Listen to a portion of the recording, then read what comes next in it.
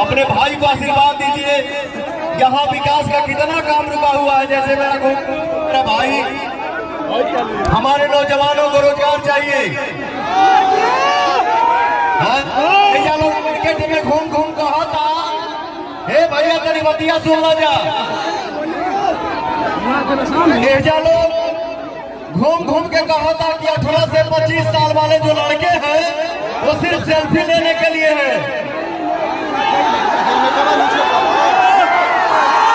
18 से 25 साल वाले लड़के को आप सबके लिए क्या बोला जा रहा है कि ये लफुए हैं। लेकिन मैं आपको बता दूं कि 18 से 25 वाले लड़के आपके लिए लफुए हो सकते हैं, लेकिन मेरे लिए शक्ति है। देश में जब भी बदलाव आया है, जब भी बदलाव आना होता है तो हमारे नौजवान ही बदलाव लाते हैं। इस बार हमारे नौजवान भाई साथी जितने हैं, आप सबसे विनती है कि आप सब अपना आशीर्वाद दीजिए और पवन को विजयी बनाइए।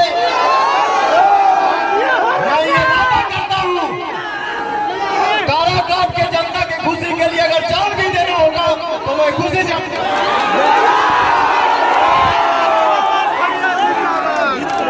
चलेंगे। रास्ता सही नहीं है, पानी पुल भरा हुआ है, डालमिया नगर फैक्ट्री बंद है, कोई हॉस्पिटल नहीं है, कोई पढ़ने के लिए स्कूल कॉलेज नहीं है, खाली वोट मांगने के लिए आ जाना है।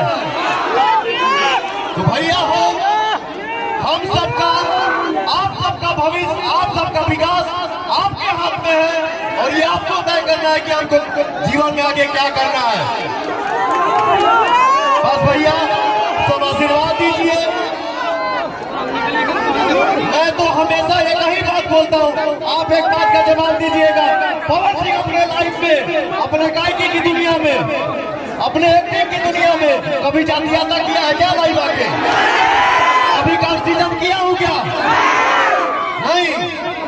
मुझे बहुत खुशी होती है कि हमारे इंडस्ट्री में जितने भाई आएंगे, जितने बच्चे आएंगे, उतना ही हमारी इंडस्ट्री बड़ी होगी, हम लोग और आगे बढ़ेंगे।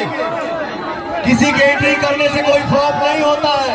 जिसको भगवान जितना दिल लिख के रखे हैं ये सुपरस्टार है, उतना ही दिन सुपरस्टार बन के रहेगा। हो भैया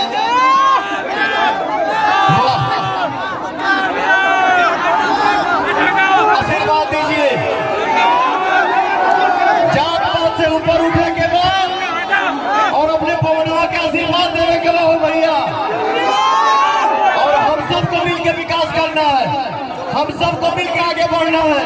हिंदुस्तान में पवन सिंह अगर कहीं भी घूमे, कहीं भी जाए तो काराकाट के जनता के मुंह से कहीं आवाज निकलना चाहिए, इंसानियत जिंदाबाद, इंसानियत जिंदाबाद।